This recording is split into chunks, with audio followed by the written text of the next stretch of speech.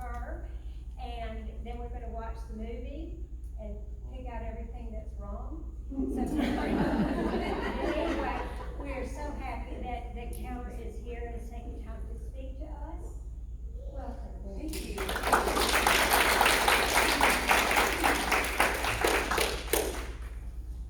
Thank you so much for giving me for my tardiness. I've been a little under the weather. I talked with Nancy this week, and I have a very rare disease. If anybody's ever heard of dermatomyositis, I've never heard of it in my entire life, but don't get on the internet, because if you do, it will tell you everything that can go wrong with you with dermatomyositis. So I've been on a clinical trial for about 10 days now, and it's kind of made my white blood cell count go really low. So I'm going to be as chipper as I can. I usually am very chipper. Matter of fact, people can't get me to be quiet, especially when I talk about Helen Keller. But I'll give you a little background on me. I was born in Tuscumbia, Alabama.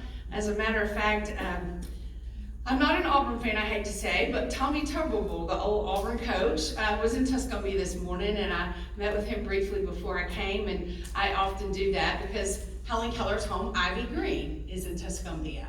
So it's a museum that people can go and visit, and if you go on Friday and Saturday nights in June or July, you can also see the Miracle Worker live. It's the official outdoor drama of the state of Alabama, and it's a fun thing to go see. I mean, it's really good. And when my mom and grandmother used to take me, I thought, oh, the Miracle Worker again. But now I appreciate it, I really do. And the actors are really fabulous. So hopefully you'll find time on your schedule to do that.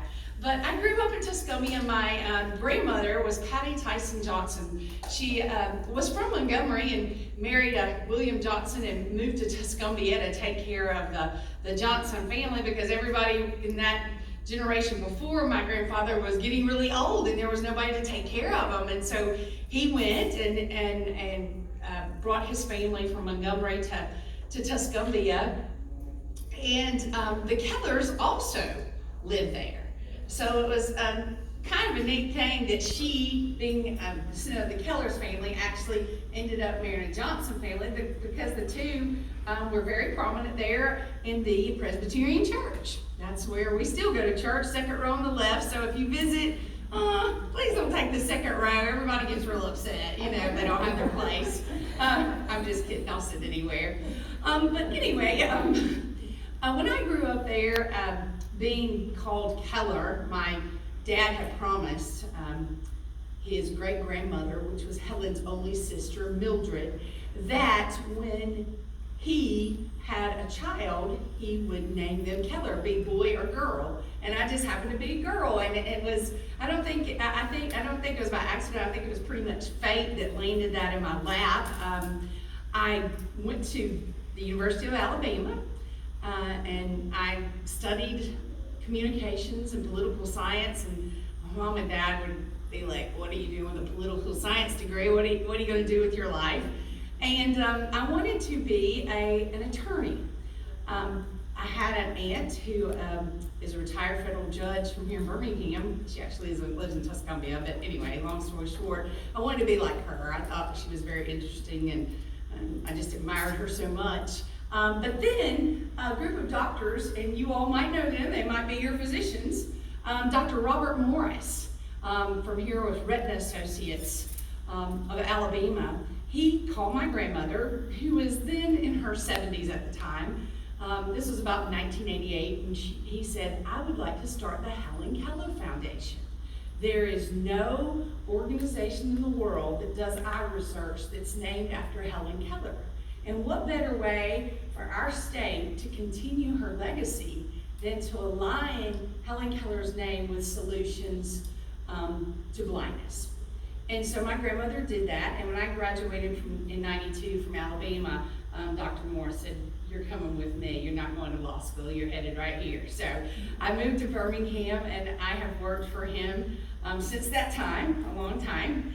And it is just so rewarding to see us saving sight, to see the small things that you don't hear about in the news, because we're a small organization with a big name, and everything has to go to clinical trial, and we have to do this and that.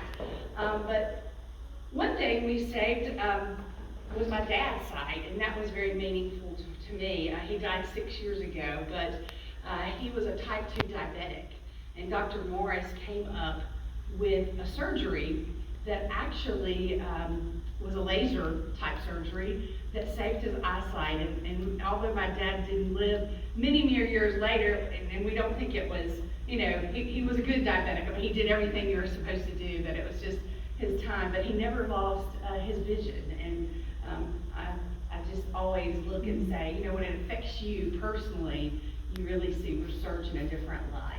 I don't do research at the foundation. I direct the education programs.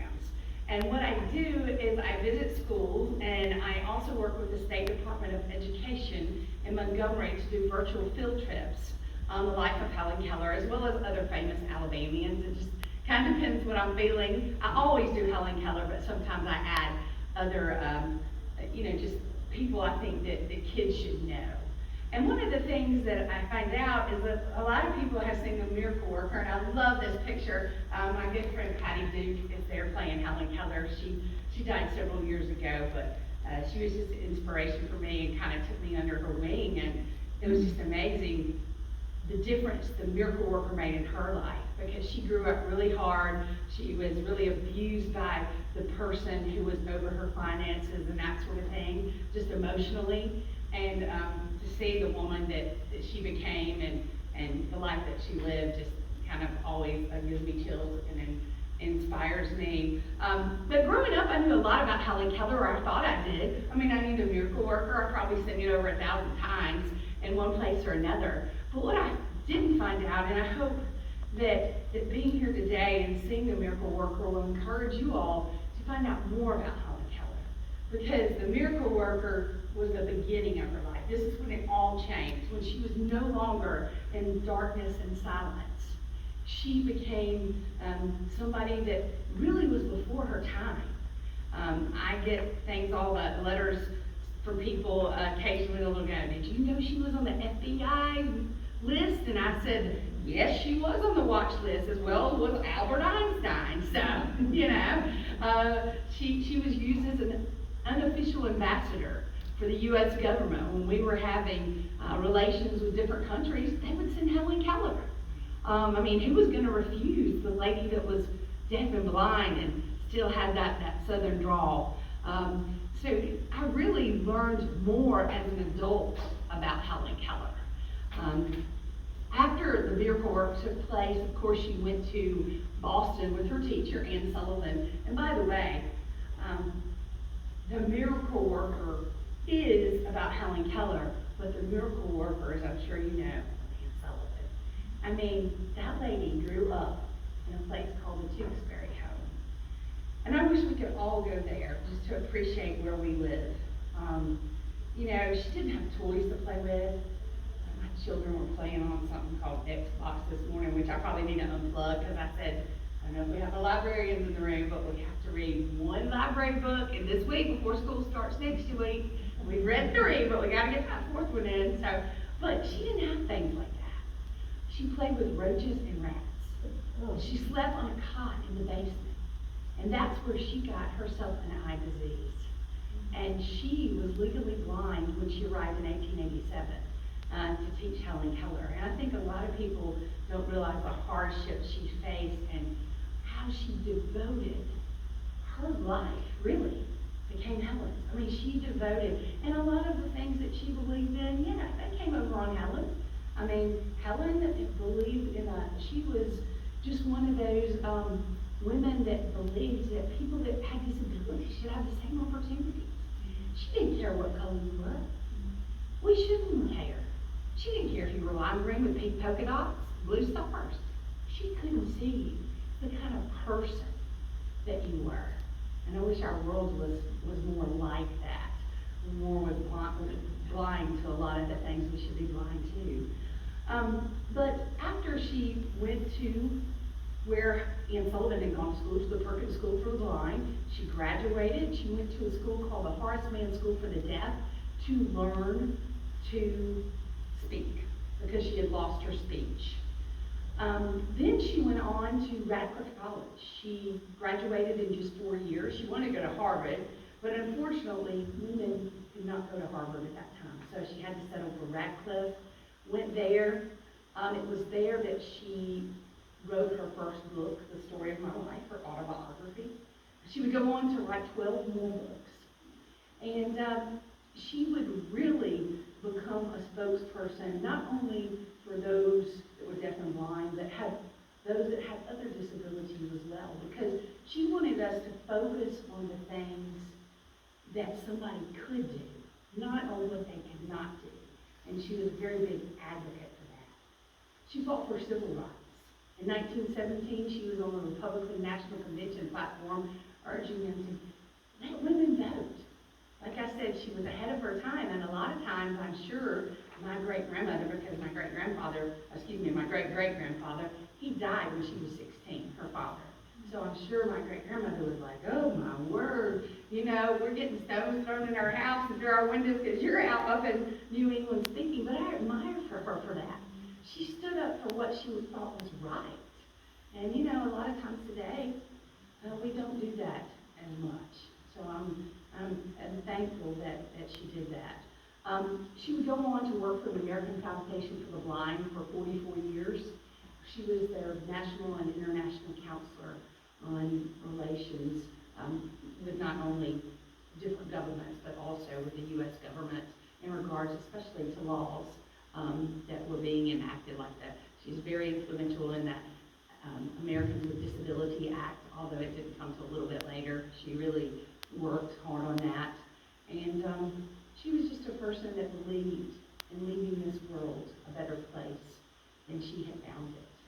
I tell you two funny stories, because Helen Keller was not a quiet woman that stayed in the corner.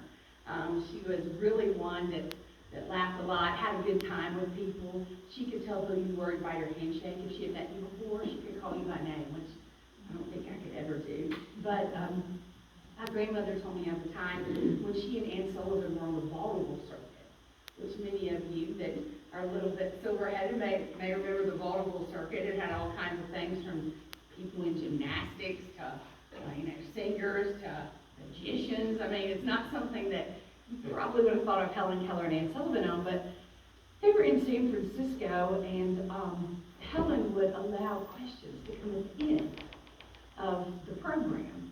And she would always have Aunt Sullivan beside her, but when someone asked a question, she could hear it, and Annie would tell it to her.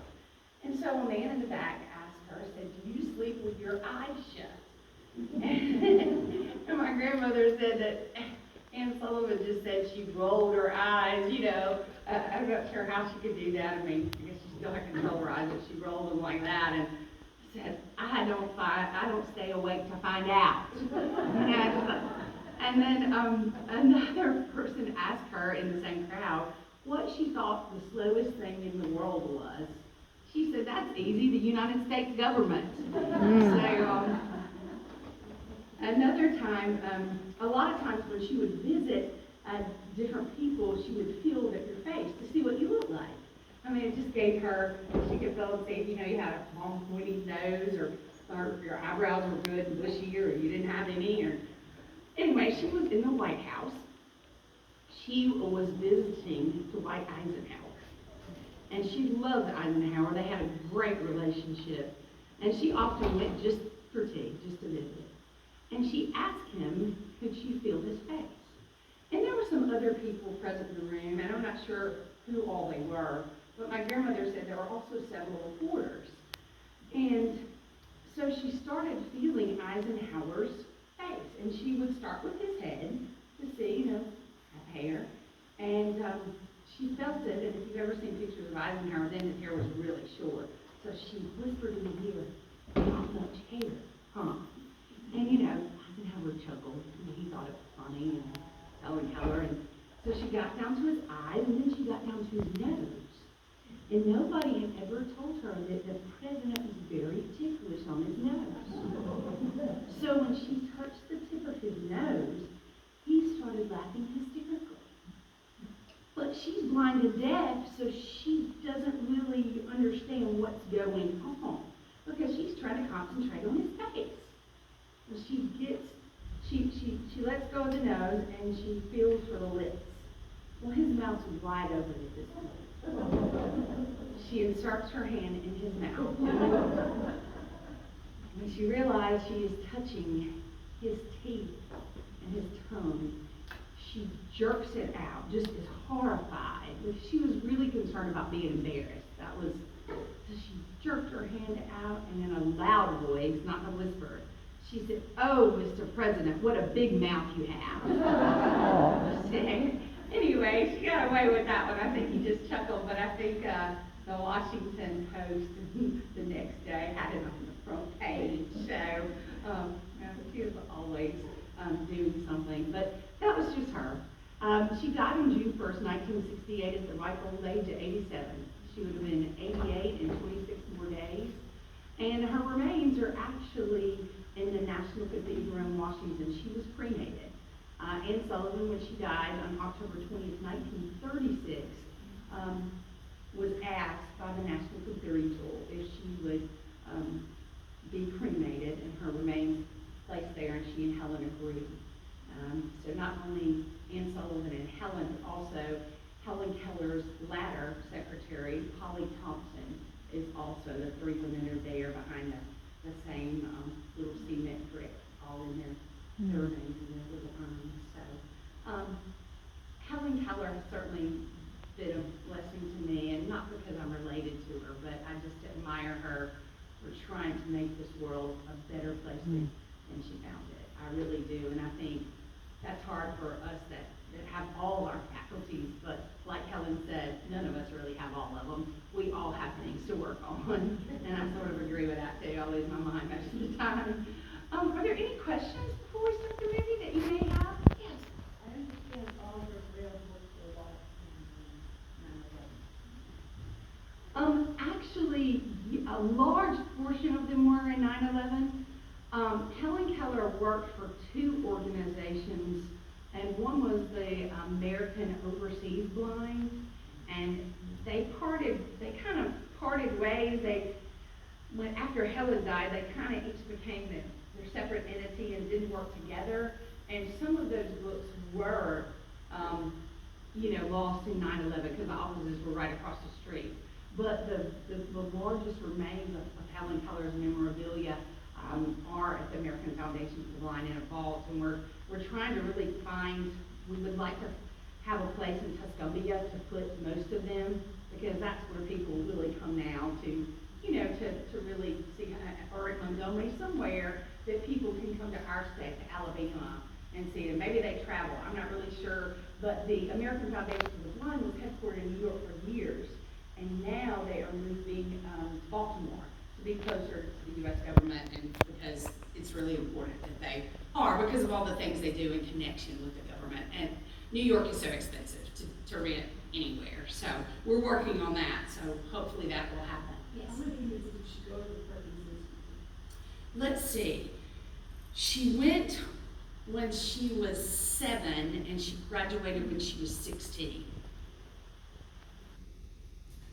So about 9 years. Do you know what year she graduated? She graduated.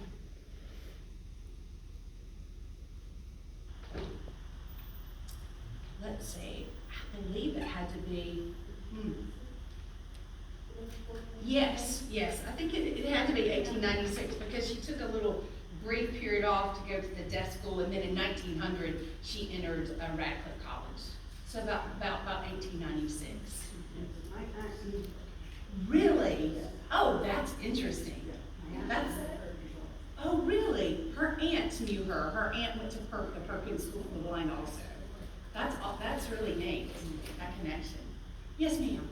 Did she ever attend the Alabama School of Deaf and Blind in Talladega? She did not, and the only reason that I can find for that is that Anne Sullivan was more familiar with Perkins, and she had people there, people they could stay with, and she was kind of her caretaker at that point. I've often wondered that myself, why she did that. Yes? Yes, Patty met Helen Keller, and I hope this doesn't offend anyone, but when I asked her one time, tell me about your meeting with Aunt Helen, she started laughing hysterically. And I said, what was so funny? She said all her undergarments were out on the line, just drying, I mean, everywhere. And I was like, really? And she said, yes. She said, I know she couldn't see them, but I was just thinking to myself, thank goodness you can't see this or you'd be really embarrassed. But yes, she did meet Helen Keller and have a great picture of them together. It's really one of my favorites. That's a good question. Very good question. Any others? Yes, ma'am. Who was, I understand she was married, Helen was married, is that? She actually did not get married. She Oh. was engaged. And to a man named Peter Fagan, that was one of her assistants. He was a few years younger than she was. Mhm. She was 36 years old. And they got caught kissing in the library. But no worries, it was her own library. But Ann Sullivan caught them, and she just was, she just didn't think that would be a good thing. And I guess I don't know if it's because Ann Sullivan didn't really want anybody else to kind of take a little bit of Helen, or she probably was really looking out for her. Yeah. Because people at that time were, getting close to Helen, like, so. That's right. Right. But no, right. Well, that's probably exactly how Ann Sullivan felt. So she never got married, but the man, Peter, did follow her. Ann Sullivan thought it would be a great idea to put on her trainer and send her to Montgomery to visit her sister Mildred. But Peter followed, and he sent her a note in Braille that said, meet me on the front porch at midnight, I want to get married. And Helen was on the front porch at midnight. Unfortunately, he was delayed and she fell asleep. And she woke up the next morning with the rays of the sun on her face and realized that it was morning and he did not come. And she was very upset for a while. And to this day, nobody really knows, but nobody did anything to him. I mean, Peter Fagan went on and had a family of his own, but nobody knows what happened, why he didn't show up that night to Felder Avenue. So, kind of a mystery. Any other questions? Yes. And so there's a center in Tuscumbia that people can visit? Yes, it is a museum in Tuscumbia that people can visit. The home is open and it has 75% of the original furnishings in it. And they do a great job. The master gardeners help us, and it's just a very beautiful place to visit. Yes? Is the home in Tuscumbia the original home she was in? Yes, ma'am. The home in Tuscumbia is the original. She was actually born in a little cottage, which is next to the main home. But the grounds, it's like I said, it's a wonderful place to visit. And if you do visit, make sure you go by Superhero Chefs. It's our newest restaurant in Tuscumbia. And let me tell you, it is fabulous. Like, people are driving an hour and 2 hours to eat at this place because it's something like Tuscumbia. Ma'am? What's it called? Superhero Chefs. And it's a great story behind it. This friend of mine, he got him here, but he's not he's from Tuscumbia, but he lives in Huntsville, and he's done a lot of development in Huntsville. And he brought this guy to Tuscumbia, and people have just gone wild. I mean, he just has different foods. He has peanut butter pancake stack. You can have breakfast till 2. It's all like handmade right there, and it's delicious. But expect a wait if you go around lunch, because it's about a 45-minute wait. Do they know what caused her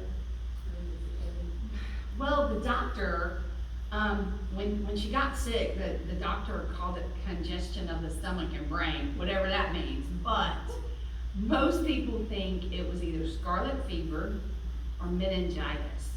And I happen to know a woman, probably in the last 15 years, I met her, and she went deaf and blind within 24 hours with meningitis. So it kind of makes me wonder if that maybe wasn't it. Yes, ma'am. So when she was born, she could see and hear. Yes, ma'am. When did she turn deaf and blind? at 19 months old. Mm. And so she remembers a few things from that time. I mean, she remembered a few words, and water was one of those, so that's why water becomes so important in the miracle worker. It jogs her memory. And then the Helen Keller Foundation there's one here in Birmingham. Yes, ma'am. As I mentioned, we're a small foundation with a large name, but we are in Birmingham. Dr. Robert Morris, we're Retina Specialist of Alabama, is our president. And, you know, we do research every year. We give the Helen Keller Prize for Vision Research. It's an international award it goes to someone who has done something significant in the research field. And it's given at a big international meeting, and I love to see where those are gonna be. Now, this year is in Baltimore, but it was in Hawaii, it was in Vancouver, so I enjoy giving that award. My family's like, where's it gonna be next year? But it's really, Dr. Morris, if you ever have any eye problems, I know there are many doctors in Birmingham, but he's called a doctor of last resort. He basically, he lives Helen Keller's life each and every day, just trying to help people, and I think that's what I admire about him most, not his knowledge, but his just desire to carry on the work that she started. Is he at the Callahan Eye Center? He is not, well, he does his surgeries at the Callahan Eye. He was their chief of staff for many years. He was in with Doug Witherspoon. And he has moved his office, it's on University Boulevard. And if you go towards the hospital, like if you're on the Red Mountain Expressway and turn left and go towards the hospital, get off there a second, it's on the right. It's not a new building, but he's renovated. It's called Retina Specialist. But that's where he is. So, yes, ma'am. I called him more times than I'd like to. Yeah. Yes. My favorite book that Helen Keller wrote was Midstream. It's about the middle of her life, and I just think it's just fascinating, all the things she learned and all the people that she met. I mean, Mark Twain was a dear friend of hers. Alexander Graham Bell was a dear friend, and you know, I just love reading about that part of her life, how she enjoyed life to the fullest. I mean, she went to parties. She tried to do everything that she could to show others that, you know, we all have something wrong with us, so we can try to live as normal as possible. Any others? I'm sorry. She your daughter? Oh, good. Yes, so that's a good thing, though. Yes. Are you the only descendant that's? Well, I'm the second oldest right now. I have an uncle who's almost 80. He's my dad's brother. So, and then I have a brother, and he has 3 children. So there are 5 in my generation, and the next generation, 3, 4, 5, 6, 7, 8, 9, 10, 11, 12 in the next generation. And we pretty much, well, some of us live in here. I have 2 cousins that live here in Birmingham, and then the rest of us live up in the Shoals area. So. In Tuscany? Yes, ma'am. I live right there, 2 blocks from where I was born. I just couldn't get away. Yeah, I know Yes. my husband is from there. Oh, really? He's from Florence. From Florence, yes, ma'am. Right across the river. Yeah, That's right. and he's in the house. Oh, yes, ma'am. Yes, ma'am. Any other questions, Chuck? Sorry, I'm squeaking. Oh, my goodness. Well, I've seen it so many times I can't count. My grandmother used to take me on Friday and Saturday nights because she would go and help give out programs and, you know, just meet and greet the people. She thought that was important for her to do. And me, I'm living 2 blocks away. She would always say, I'm going to take Keller with me because when I introduce her, I don't have to tell them who I am. But, you know, when you say Keller, people, and you're the miracle worker, people kind of think like, yeah, you're probably related to someone else. So I always laughed at her doing that. But I would just sit there, I would fall asleep. And it's not because it's a great, I love the miracle worker, but I've seen it so many times that I've seen it in Tuscany, but I've also seen it in Washington, D.C. I've seen it in New York. They had a miracle worker not too long ago that they were trying to bring it back to Broadway. I don't think it made it as well as they would like for it to, but, there's not enough singing and that kind of entertainment in it probably for Broadway. Well, any others before you all? Well, Keller, thank you so much for being with us. Thank you so much. I'm gonna sit back in my chair and drink my water and stay as long as I can, if that's okay with y'all. Thank you. And as I mentioned, as we mentioned, Nancy mentioned, she is dealing with a difficult disease and she's constantly having ups and downs and dealing with new medicine, doctors in Baltimore, and doctors here in Birmingham, and so we are so grateful to you, we're just grateful. Well, Nancy inspired me because I was down and out. My husband's like, "You're not going anywhere." He just is overprotective, and I said, "I think I can do this. Let's work. We'll probably work it out." So, thank you so much. And we'll have the movie in just a moment, if you want to stay, you're going to have to stay as well. We'll give you the staff.